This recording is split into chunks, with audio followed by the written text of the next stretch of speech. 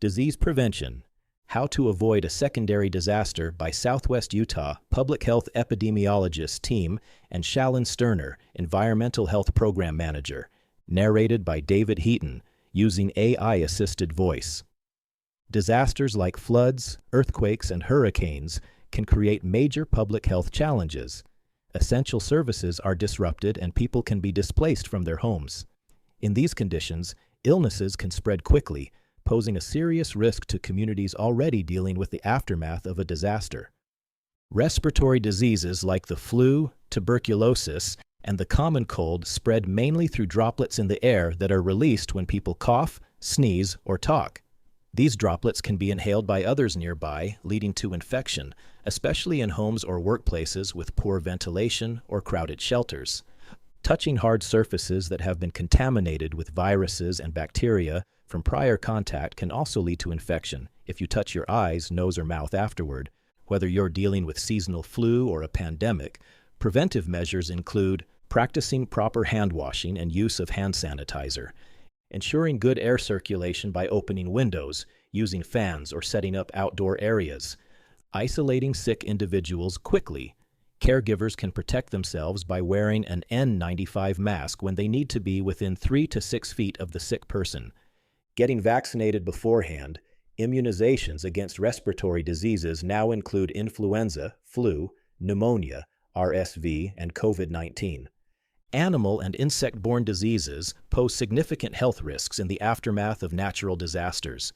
Habitat displacement, standing water, and poor sanitation can increase human contact with rodents, mosquitoes, fleas, flies, lice, and ticks, increasing the risk of disease transmission.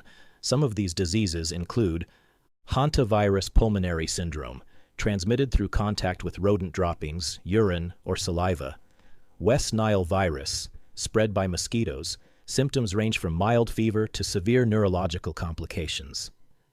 Malaria, dengue, Zika, chikungunya, and yellow fever, other mosquito-borne diseases that are uncommon in the U.S. but could spread in certain flooding conditions.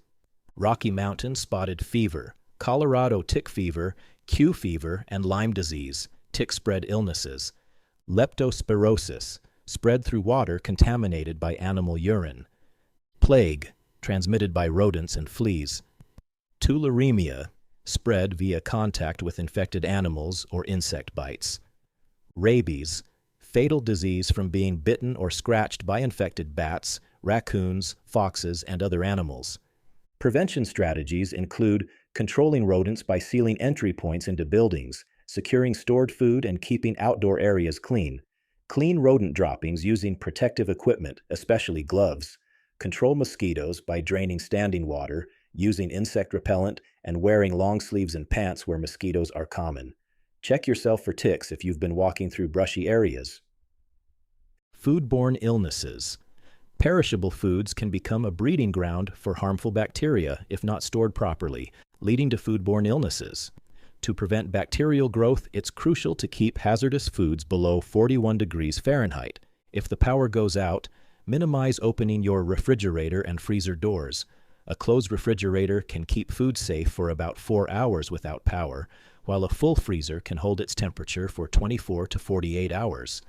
Keep appliance thermometers inside to monitor safe temperatures.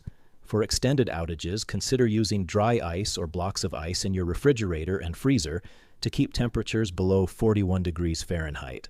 Foods that can become hazardous without the right preparation and storage include dairy, meat, seafood, seed sprouts, cut foods like tomatoes, lettuce, and melons, and cooked plant foods like rice, beans, and vegetables. Practice food safety by washing your hands properly, avoiding cross-contamination, keeping preparation areas and utensils clean, and discarding food with doubtful safety. Keep an emergency supply of non-perishable foods and bottled water.